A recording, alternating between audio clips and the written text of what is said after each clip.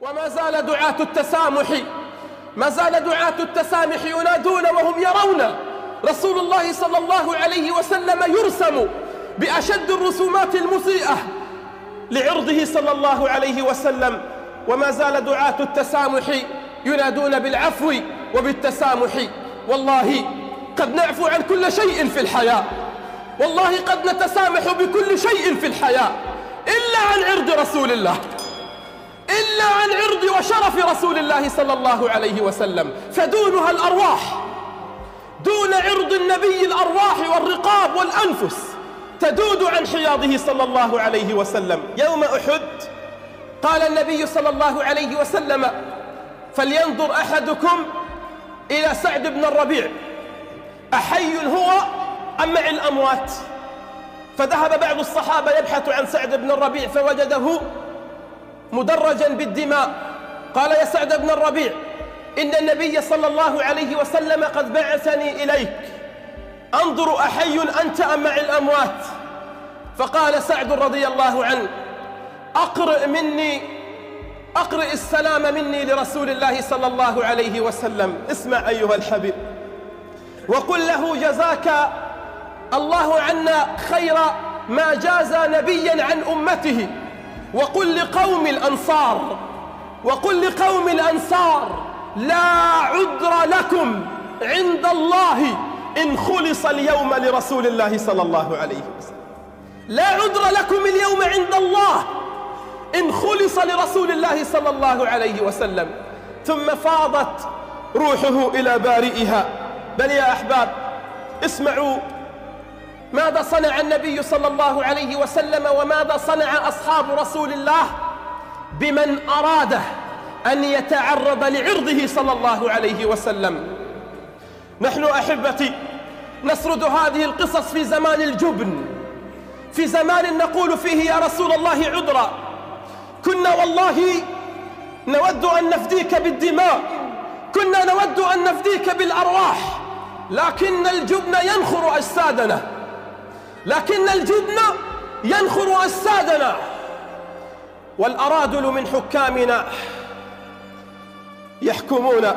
أحبتي، مر النبي صلى الله عليه وسلم بعبد الله بن أبي بن سلول، فغطى عبد الله بن أبي بن سلول أنفه بعمامته، ثم نظر إلى النبي صلى الله عليه وسلم فقال: اذهب عنا فلقد آذانا نتن حمارك. فقال يومها صاحب رسول الله صلى الله عليه وسلم عبد الله بن حذافة، قال: والله إن نتن حمار رسول الله صلى الله عليه وسلم أطيب ريحا منك. والله إن نتن حمار رسول الله صلى الله عليه وسلم هو أطيب منك. بل اسمع أيها الحبيب، وفي عهد النبي صلى الله عليه وسلم كان هناك رجل أعمى له زوجة وعنده أولاد، وكانت تحسن التعامل معه، أي أنها كانت لطيفة في التعامل معه، إلا أنها كانت تسب النبي صلى الله عليه وسلم جهارا نهارا، فكان ينهاها فلا تنتهي ويزجرها فلا تنزجر. فذات ليلة سبت رسول الله صلى الله عليه وسلم طويلا، فتحسس هذا الرجل الأعمى المكان فوجد سكينا فطعنها فماتت. فأصبح الناس يقولون: امرأة ماتت. فقال النبي صلى الله عليه وسلم: من قتلها فليقم. فقام الرجل قال: لما فعلت؟ قال النبي له: لما فعلت؟ قال: يا رسول الله، لقد كانت أم عيال لزوجتي ولي منها أبناء، إلا أنها كانت يا رسول الله تشتمك وتسبك ليلا ونهارا، وكنت أنهاها فلا تنتهي، إلا أنها هذه الليلة سبتك طويلا وكثيرا، فنهيتها فلم تنتهي، فقمت لها فطعنتها فقتلتها. فقال النبي صلى الله عليه وسلم بأعلى صوته: اشهدوا أن دمها هدر، اشهدوا أن دمها هدر. هذا من؟ هذا رسول الله صلى الله عليه وسلم. يا دعاة التسامح مع من آذوا رسول الله، اشهدوا أن دمها هدر. بل يا أحباب، إن رجل اسمه ابن خطل. وقبل أن نذكر هذه القصة اسمعوا إلى أنس رضي الله عنه الذي يخبر عن رجل نصراني في زمن النبي صلى الله عليه وسلم. هذا الرجل أسلم وكان من كتاب الوحي، أي أنه كان يكتب الوحي لرسول الله صلى الله عليه وسلم، إلا أنه ذهب لليهود فارتد عن الدين فصار يسب النبي وصار يشتم رسول الله صلى الله عليه وسلم. فدعا عليه النبي صلى الله عليه وسلم فقال اللهم اصنع به آية، اللهم اصنع به آية. وها نحن في هذا الزمان ننادي ونقول يا رب أرنا آيتك في من آذوا رسول الله، يا رب أرنا بأعيننا واشف صدور قوم مؤمنين من الذين رسموا رسول الله، من الذين آذوا رسول الله، من الذين تعرضوا لعرض ولشرف رسول الله صلى الله عليه وسلم. فقال النبي اللهم اصنع به آية. فيا أيها الأحباب ما إن لبث حتى مات هذا الرجل، فأخذوه ليدفنوه فإذا بالصباح الأرض قد لفظته، فقالوا هذا فعل محمد وأصحابه، فعمقوا له حفرة أخرى فدفنوه.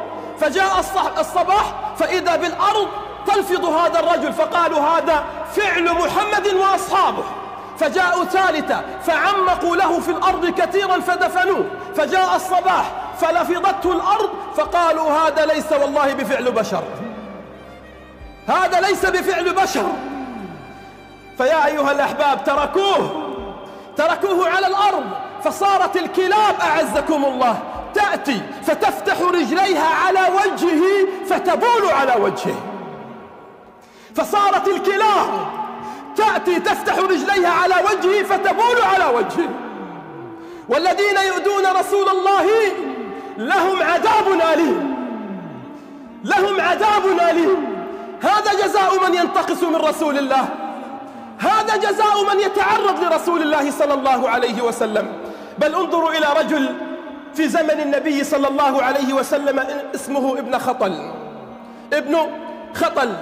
هذا الرجل أيها الأحباب كان له جاريتين، وكان يأمرهما أن تسبا رسول الله صلى الله عليه وسلم، وكان ينشد الأشعار وهو يسب رسول الله صلى الله عليه وسلم.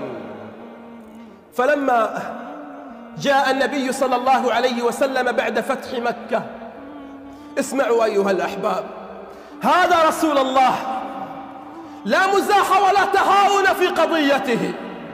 كل القضايا قد نتهاون فيها، كل القضايا قد نتنازل عن بعضها، إلا قضيته صلى الله عليه وسلم.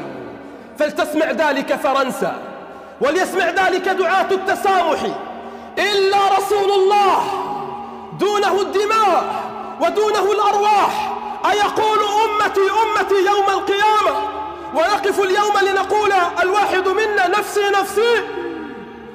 أيقول يوم القيامة أمتي أمتي، واليوم نقف ليقول الواحد منا نفسي نفسي؟ والله لا بارك الله فينا، لا بارك الله فينا إن خلص إلى رسول الله صلى الله عليه وسلم في زماننا.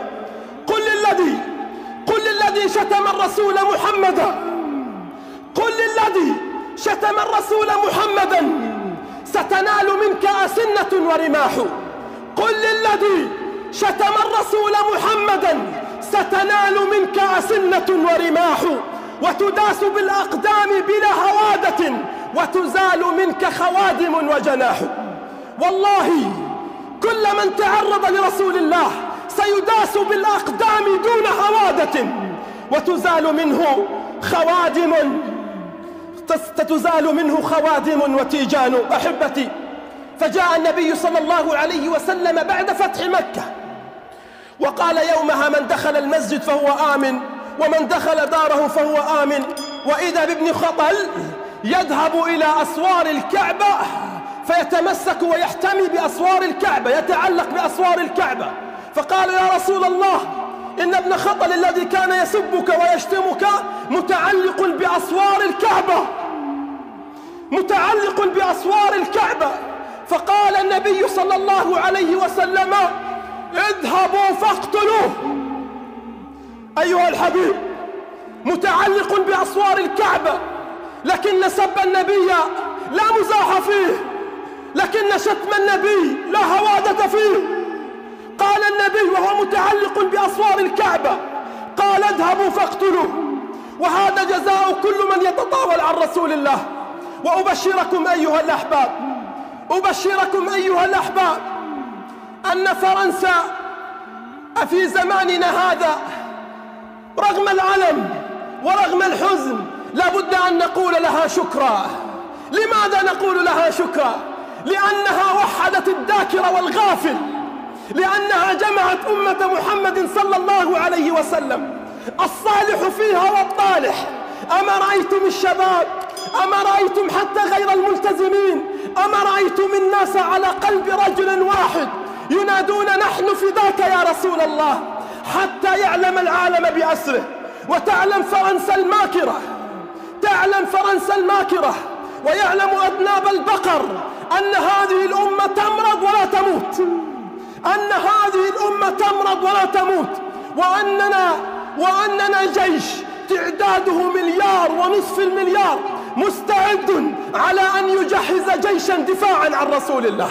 ولا هوادة في ذلك ولا مزاح في ذلك.